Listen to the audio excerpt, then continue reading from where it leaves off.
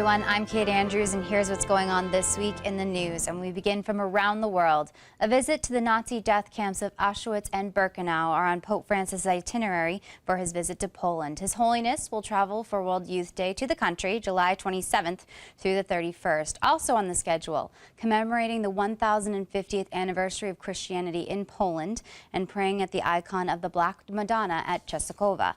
Pope Francis will be visiting Auschwitz during the 75th anniversary of the death of St. Maximilian Kolbe, who offered his life for another prisoner during World War II.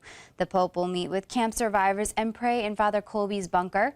During the trip, he will celebrate Mass at the Field of Mercy for World Youth Day. The 2016 celebration will mark the 30th anniversary of when St. John Paul II, the former Archbishop of Krakow, Poland, invited bishops to hold an annual event for the youth. In news from around the country, in Germany, nearly 200 people took part in a pilgrimage to Dachau concentration camp June 4th. They were joined by U.S. Archbishop Timothy Broglio, head of the U.S. Archdiocese for the military services.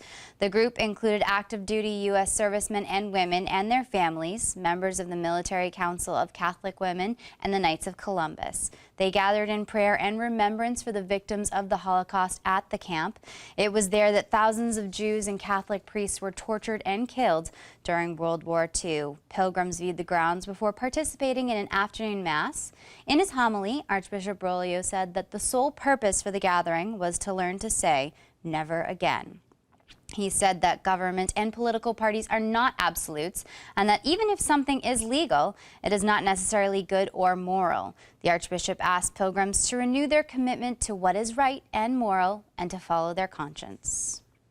In news from the Vatican, during his general audience, Pope Francis made an interesting point about Mary's advice at the wedding at Cana. Rome Reports has more.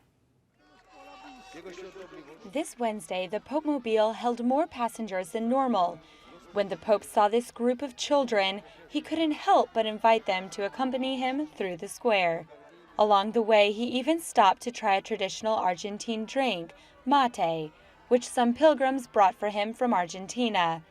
He also took some time to acknowledge some couples celebrating their wedding anniversary. Prima di incominciare la catechesi, vorrei salutare un gruppo di coppie che è lì al fine, che celebrano il 50° di matrimonio.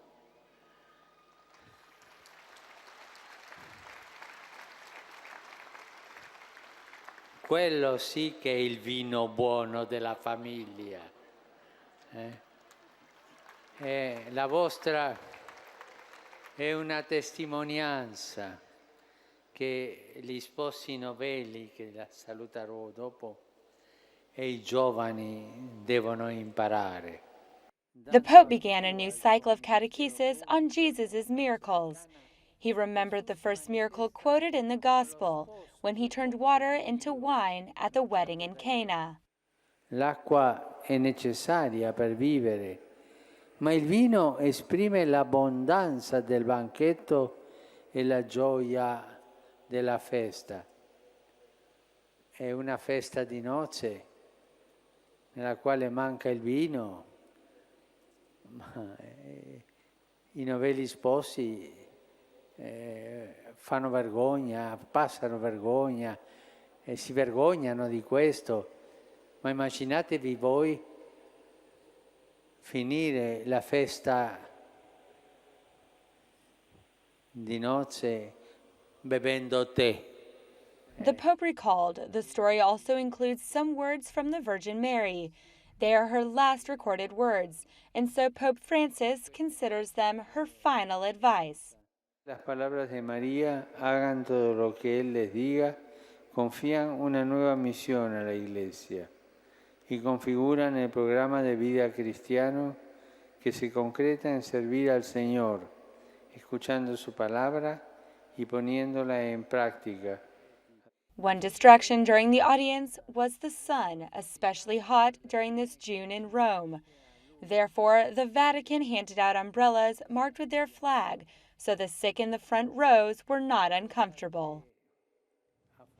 And finally in the news, Pope Francis's special collection for victims of the war in eastern Ukraine has seen overwhelming support. The Vatican announced that now the Pope has set up a Ukrainian committee to distribute the aid. Those funds include a personal donation from His Holiness. The collection took place April 24th. Some parishes and dioceses are still forwarding the money to the Vatican, so an exact figure is not known. However, the Vatican spokesman said that if the Pope thinks a special committee is needed, the sum must be substantial. Auxiliary Bishop Jan Sabio of Ukraine will serve as president of the 5-member committee. Well, that's going to do it for news. I'm Kate Andrews. You can keep up to date on Catholic news throughout the week with Catholic Newsbreak right here on the Catholic TV Network.